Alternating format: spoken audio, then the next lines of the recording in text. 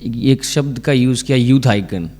तो मोतिहारी क्षेत्र में अभी यूथ आइकन और नौजवानों के बीच में बहुत ही प्रसिद्ध एक आरजेडी और आपकी ही पार्टी के एक नेता हैं जो अभी वर्तमान में उनकी धर्मपत्नी मेयर के रूप में, मोतिहारी के मेयर के रूप में नियुक्त हुई हैं, देवा गुप्ता जी। तो उनके बारे में आपके क्या राय है कि वो, आप दोनों अक्सर मिले होंगे? नहीं, निश्चित तौर पर देखिए, सवाल है कि किस प्रकार के वो व्यक्ति हैं। पार्टी के अंदर जो भी हमारे पार्टी पदाधिकारी हैं, नेता हैं जी, निश्चित तौर पर पार्टी के लिए बेहतर काम कर रहे हैं और उनके बेहतर नेतृत्व का प्रतिफल है कि नेता के द्वारा सम्मान, पार्टी सम्मान और इज्जत भी देती है। जी जी। इसलिए तो कोशिश और मेहनत तो उनकी है, उनके मेहनत का प्रतिफल ही है कि फर्स्ट बार में ही मेयर बनने का मौका प्रदान हुआ, अवसर प्रदान हुआ।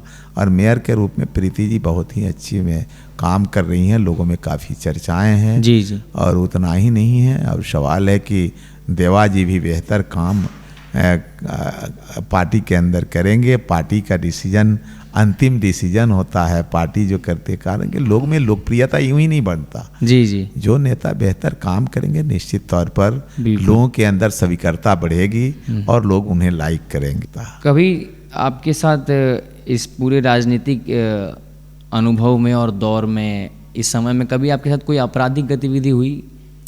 नहीं, आपराधिक गतिविधि कुछ नहीं, आपराधिक गतिविधि मेरे यहाँ कोई नहीं हुई जी। इस तरह का कभी, मैंने आपको बताया जी जी कि विवाद से मैं काफ़ी दूर रहा हूँ जी।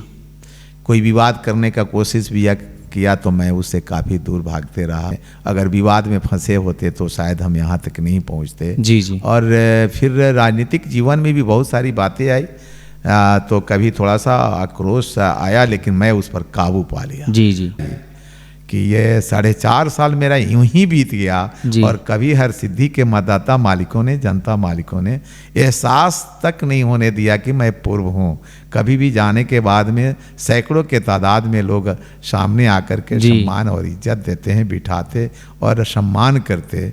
तो मुझे लगता है कि वेतन छोड़ कर के बस विधायकी में एक वेतन जुट जाता है। जी। हम आभारी जीवन भर रहेंगे हर सिद्धि के एक मतदाताओं का, मालिकों का, कि 14 दिन के अंदर ही मेरे भाई की पत्नी को जिला परिषद सदस्य बनाने का काम किया जी। जो अभी जिला परिषद सदस्य हैं। और आने वाले दिन में अब देखिए चुनाव अब सामने हैं और पार्टी का जो डिसीजन आता है उसके मुताबिक हम लोग काम करेंगे। आपकी पूरी बातों से एक बात तो जो हमारे नौजवान बच्चों को प्रेरणा देती है वो चीज़ तो निश्चित हो गई कि जब भी कोई ऐसा अपवाद फैले या लड़ाई झगड़े वाला कोई ऐसा मामला आए तो उसमें हमें कॉम्प्रोमाइज़ कर लेना चाहिए, समझौता कर लेना चाहिए। ये एक प्रेरणा तो मिली हमारे नौजवानों को। उदारवादी और समझौतावादी तो होना ही चाहिए, निश्चित होनी चाहिए जी।